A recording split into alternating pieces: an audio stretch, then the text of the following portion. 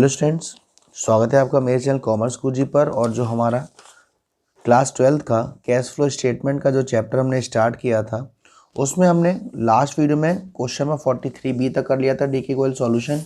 और आज की वीडियो में हम करने वाले हैं क्वेश्चन नंबर 44। क्वेश्चन नंबर 44 आप कह सकते हो कि बहुत ही ज़्यादा बेसिक क्वेश्चन है अगर आपका कैश फ्लो बहुत ही अच्छे से अगर तैयार है उस केस में। लेकिन फिर भी बारी बारी से मैं आपका ट्रीटमेंट बताऊंगा कि कैसे हमें क्या क्या करना है, ठीक है ना। तो आप लोग भी ये क्वेश्चन नंबर 44 निकाल लीजिए और हम करते हैं क्वेश्चन नंबर 44 को। क्वेश्चन नंबर 44 में मैंने आपको क्या बताया है, जब भी हम किसी क्वेश्चन को करेंगे सबसे पहले हम क्या देखते हैं, रिजर्व एंड सरप्लस। और यहाँ नोट नंबर है तो नोट नंबर 1 में जाएंगे। तो पहले मैं फॉर्मेट बना लेता हूँ आपके क्वेश्चन नंबर 44 के लिए, ताकि आपको मैं बारी बारी से ट्रीटमेंट समझाता चलूँ। कैश फ्लो स्टेटमेंट,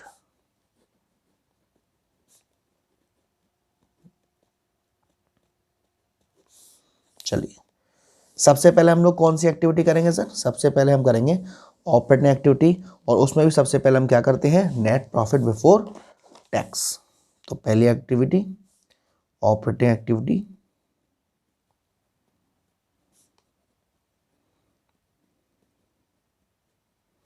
यहां हम सबसे पहले निकालेंगे नेट प्रॉफिट बिफोर टैक्स। चलिए इसके लिए हम सबसे पहले जाते हैं रिजर्व एंड सरप्लस में, और यहाँ नोट नंबर दे रखा है तो हम नोट नंबर 1 में जाएंगे। यहाँ दो चीजें हैं, प्रॉफिट एंड लॉस का बैलेंस 10,000 से 15,000 हो गया, यानी 5,000 बढ़ गया, ये 5,000 लेंगे। जनरल रिजर्व का बैलेंस 15,000 से 27,500 हो गया, तो ये 12,500 लेंगे। और लास्ट में आपको इंटरम डिविडेंड दे रखे हैं, तीन चीज़ों को ऐड करेंगे, 5,000 ये, 12,500 ये और 7,000 ये। तो जब आप लोग 5,000, 12,500 और 7,000 को ऐड करेंगे तो आपका नेट प्रॉफिट बिफोर टैक्स आएगा 24,500। इस 24,500 को मैंने यहाँ नोट कर दिया। उसके बाद आता है हमारा क्या sir, adjustments for non cash item.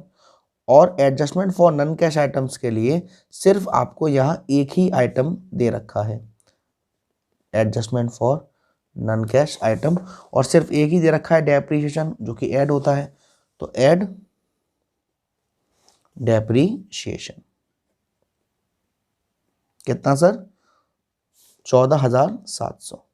Less कुछ दे नहीं रखा, तो 24,500 में 14,700 को ऐड कर देंगे तो ये आपका 39,200 आ जाएगा। ये अभी क्या आया है हमारा, operating profit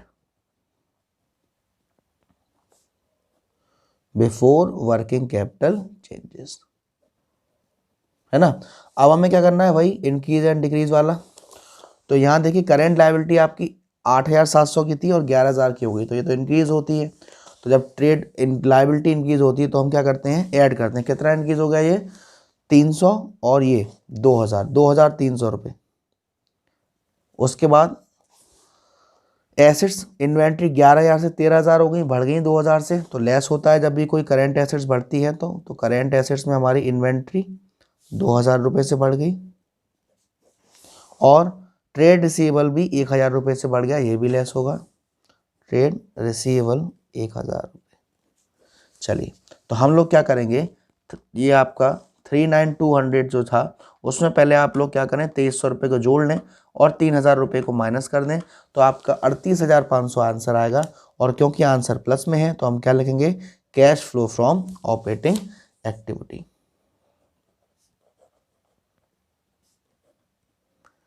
cash flow from operating activity, answer मैं दिखा देता हूं आपको। Cash flow from operating activity 38,500। Second है हमारा इन्वेस्टिंग एक्टिविटी। इन्वेस्टिंग एक्टिविटी के लिए यहाँ पर सिर्फ एक ही चीज़ रखी है, फिक्स एसेट्स। तो हम लोग देखो 46,700 की क्या थी, फिक्स एसेट थी, और अब कितनी की होगी, 83,000। तो पहले तो इन दोनों का गैप देखेंगे कि 83,000 माइनस 46,700, तो इसका जो गैप आएगा वो आएगा 36,300। और डेप भी शामिल था, डेप कितना था 14,700, तो डेप को ऐड कर देंगे 14,700, यानी कि परचेज हमारी टोटल कितने की है, 51,000 की। और 51,000 की जो परचेज है इन्वेस्टिंग एक्टिविटी में क्या होती है, माइनस होती है। और पूरे क्वेश्चन में इससे रिलेटेड कुछ चीज़ नहीं दे रखी, और ये भी माइनस में है, परचेज ऑफ फिक्स एसेट्स। तो परचेज ऑफ फिक्स एसेट्स को माइनस करते हैं और वैल्यू हमारी माइनस में आ रही है, तो बच्चों बताओ हम क्या लिखेंगे? सर आप लिखोगे net cash used in investing activities, क्योंकि आंसर हमारा माइनस में। वेरी गुड, आंसर चेक कराइए सर। ये देखिए 51,000। तीसरा हमारा कैश फ्रॉम फाइनेंसिंग एक्टिविटी। यहां देखिए शेयर कैपिटल दे रखी है 45,000 से 65,000 यानी 20,000 ये बढ़ गया। और यहाँ हमने देखिए इन टाइम डिविडेंड पेड किया था, तो 20,000 में से 7,000 माइनस किया तो 13,000 आएगा, तो 13,000 यहाँ आंसर में है। अब हम क्या करेंगे? ए प्लस बी प्लस सी। ए प्लस में है 38,500, ये माइनस में है और ये भी प्लस में है। तो आप लोग क्या करो, पहले 38,500 और इसके 13,000 को हम जब ऐड करेंगे तो ये आएगा हमारा 38,500 और प्लस 13,000, तो इसका आपका आंसर निकल के आएगा बेटा 51,500। और यहाँ 51,000 माइनस में है तो 500 रुपये आएंगे प्लस के। अब इस 500 में ये 2,000 ऐड करेंगे तो 2,500 हो जाएगा, ये भी 2,500, यानी कि हमारा जो आंसर है वो एकदम करेक्ट है क्वेश्चन नंबर 44 का। उसके बाद है आपका क्वेश्चन नंबर 45। क्वेश्चन नंबर 45 को थोड़ा अच्छे से देखेंगे। 45 कह रहा है आपको बैलेंस शीट दे रखी है एक्स लिमिटेड की, और उसके बाद आपको ये दे रखी है बैलेंस शीट और नीचे कुछ एडजस्टमेंट दे रखी है। सबसे पहले हम लोग कैश फ्लो स्टेटमेंट का फॉर्मेट बनाएंगे, जो कि मैंने बना लिया है रजिस्टर पर। आप लोगों ने क्वेश्चन देख लिया है, बारी बारी से हम करेंगे। सबसे पहले हम कहाँ जाते हैं सर? सबसे पहले हम जाते हैं रिजर्व एंड सरप्लस में और देखते हैं रिजर्व एंड सरप्लस क्या है। ये है नोट नंबर 1। नोट नंबर 1 में जाएंगे और देखेंगे क्या क्या चीज़ें दे रखी हैं।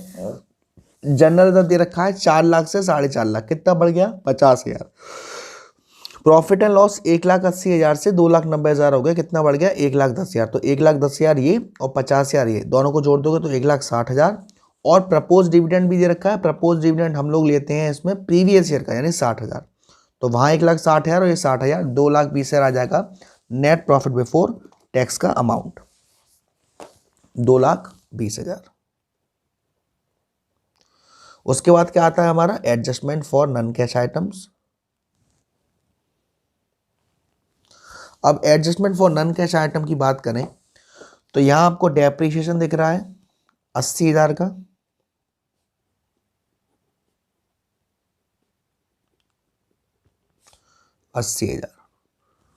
और क्वेश्चन में कह रहा है कि मशीनरी जिसकी कॉस्ट थी 80,000, बुक वैल्यू थी 30,000, उसको 40% लॉस में बेचा। 30,000 वैल्यू थी, 30,000 का 40% होगा 12,000, तो loss on sale of machine भी क्या होगा? ऐड होगा। Loss on sale of machine 12,000। और इसमें कोई भी आइटम ऐसा नहीं है जो ऐड में आएगा, और कोई भी आइटम ऐसा भी नहीं है जो लेस में आएगा, तो इसको क्लोज कर देंगे। 2,20,000 और 92,000 को ऐड करेंगे तो ये हो जाएगा हमारा 3,12,000। तो ये 3,12,000 हमारा क्या निकल के आया है sir? Operating profit before working capital changes. ठीक, अब हमें क्या करना है सर? अब हमें वही ऐड वाला, add increase in liability decrease in current assets. तो यहाँ देखिए क्वेश्चन में ट्रेड पेबल 2,10,000 से 2,72,000 हो गए, 2,72,000 हो गए, तो ये बढ़ गया। ऐड होगा, कितना बढ़ गया सर? 62,000 से बढ़ गया। ट्रेड पेबल लायबिलिटी है, ऐड होता है। वही बात करूँ मैं करंट एसेट्स की, तो करंट एसेट्स 2 लाख से 3,10,000 इन्वेंट्री हो गई, तो ये लेस होगा। ट्रेड रिसीवेबल भी 5 लाख से 5,80,000 हो गया, तो ये भी लेस होगा। तो चलिए इन दोनों को डालते हैं लेस में। लेस इन्वेंट्री 1,10,000 से बढ़ी है, और ट्रेड रिसीवेबल कितने से बढ़ा है? 80,000 से, ये भी लेस होगा। चलिए अब क्या करेंगे? 3,12,000 में ये जो आपका 62,000 है इसको ऐड कर देंगे, तो हमारा ये आएगा 3,74,000। अब 3,74,000 में से ये आपका 1,90,000 को जब आप माइनस करोगे तो ये आपका आएगा 1,84,000। और क्योंकि ये आंसर हमारा प्लस में आ रहा है तो हम क्या लिखेंगे? Net cash from operating activity. ठीक, 1,84,000 आंसर चेक करा देता हूं मैं। Cash from operating activity 1,84,000। Next हमारी एक्टिविटी आएगी investing activity, cash flow from investing activity. अब आपको मालूम है भाई इन्वेस्टिंग एक्टिविटी है, इन्वेस्टिंग एक्टिविटी में आपको फिक्स अकाउंट बनाना पड़ेगा, फिक्स एसेट्स अकाउंट बनाना पड़ेगा। तो चलिए हम फिक्स एसेट्स अकाउंट की तरफ चलते हैं। तो यहाँ मैं बना देता हूँ फिक्स एसेट्स अकाउंट।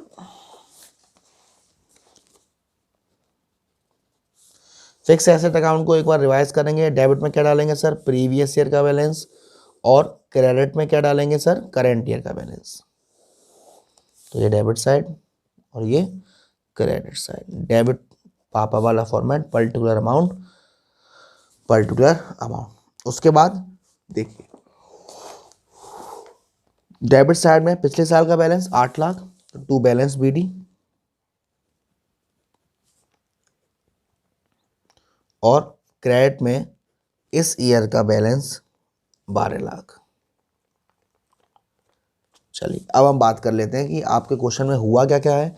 डेप लगा था भाई, ठीक, डेप कितना लगा था सर, डेप था 80,000। ओके, मशीन को बेचा भी था हमने, फिक्स एसेट को बेचा था 30,000 की चीज को 12,000 के घाटे में बेचा था, यानी कि 18,000 रुपये में बेचा होगा। ठीक, 12,000 का नुकसान हुआ तो उसे भी यहाँ शो करेंगे by statement of P&L account. कितना घाटा हुआ था, 12,000 का। तो ये सारी चीज़ें तो इधर आएंगी। अब हम क्या करेंगे, इन सबको हम जोड़ेंगे, तो इन सब का जोड़ के हमारा बैलेंस आएगा 12, 3, 4, 13,10,000।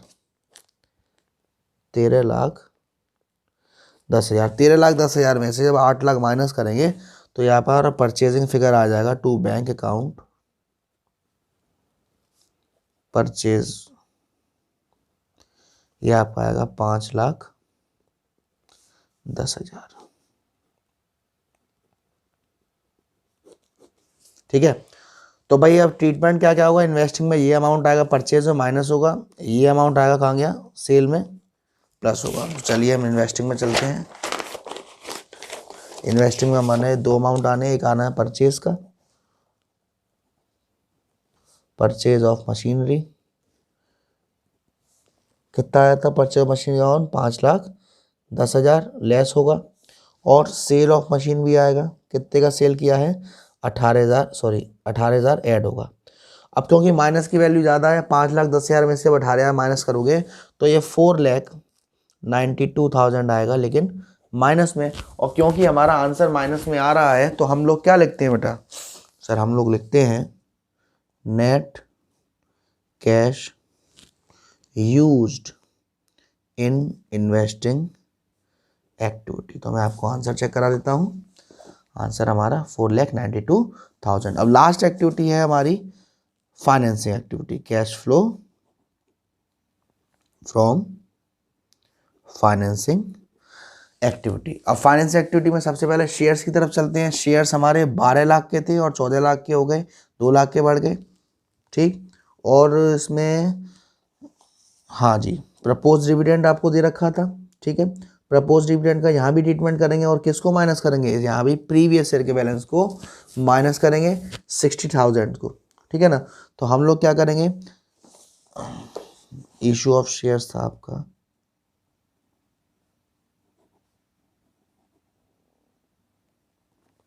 इशू ऑफ शेयर्स है हमारा 2 लाख ऐड होगा। ठीक, उसके बाद प्रपोज्ड डिविडेंड लेस होगा, कितना, 60,000। तो ये करने के बाद हमारा आंसर आएगा 1,40,000। क्योंकि आंसर प्लस में है तो ये भी हमारा cash flow from financing activity. Answer मैं आपको दिखा देता हूँ, 1,40,000। अब हम क्या करेंगे, ए प्लस बी प्लस सी।